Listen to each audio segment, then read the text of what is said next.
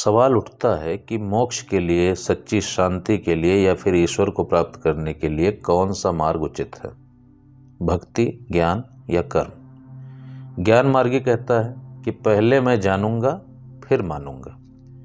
भक्ति मार्गी कहता है कि पहले मैं मानूंगा फिर अपने आप जान जाऊंगा।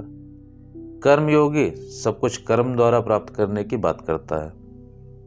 आगे बढ़ने से पहले यह स्पष्ट करना ज़रूरी है कि हर व्यक्ति का नेचर, एप्टीट्यूड या फिर उसका रुझान एक जैसा नहीं होता, इसलिए कोई एक मार्ग सबके लिए सुटेबल नहीं हो सकता। हम तीनों मार्गों को गीता और उपनिषद के संदर्भ में समझेंगे। सबसे पहले भक्ति मार्ग क्या है? यह मार्ग प्रेम का है, भगवान में पूर्णतया विश्वास और कंप्लीट सरेंडर का है। भगवान कृष्ण कहते हैं, भक्त्या माम भिजानाति, भक्ति से ही मुझे जाना जा सकता है। भक्ति अहंकार को खत्म कर देती है। ज्ञान मार्ग, यह मार्ग विवेक और सत्य को खोजने का है। मैं कौन हूँ, सृष्टि का मूल क्या है। उपनिषद कहते हैं, आत्मा व अरे दिष्टव्य, आत्मा को जानना ही सर्वोच्च है, ज्ञान है। ज्ञान मार्ग गहरी समझ और जागृति देता है।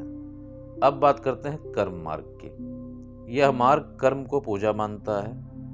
कर्म करो लेकिन फल की आसक्ति छोड़ दो। श्री कृष्ण कहते हैं, कर्मण्येवाधिकारस्ते मा फलेषु कदाचन। कर्म योग हमें संतुलित, अनुशासित और व्यवहारिक बनाता है। श्रेष्ठ मार्ग कौन? गीता में श्री कृष्ण तीनों मार्गों की प्रशंसा करते हैं। सर्वधर्मान परित्यज्य मानकेम शरणं व्रज। सभी मार्गों का सार अंततः शरणागति है।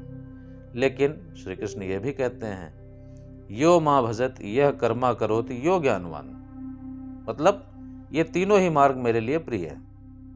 मतलब तीनों मार्ग अच्छे हैं, लेकिन किसके लिए? जैसा कि शुरुआत में ही बात हुई थी कि सबका एप्टीट्यूड अलग अलग होता है। तो फिर भक्ति मार्ग उन लोगों के लिए श्रेष्ठ है जिनमें प्रेम बहुत है, हृदय कोमल है, विश्वास गहरा है। ज्ञान मार्ग उन लोगों के लिए है जिन्हें चिंतन पसंद है, तर्क में गहराई है और सत्य की खोज में धैर्य है।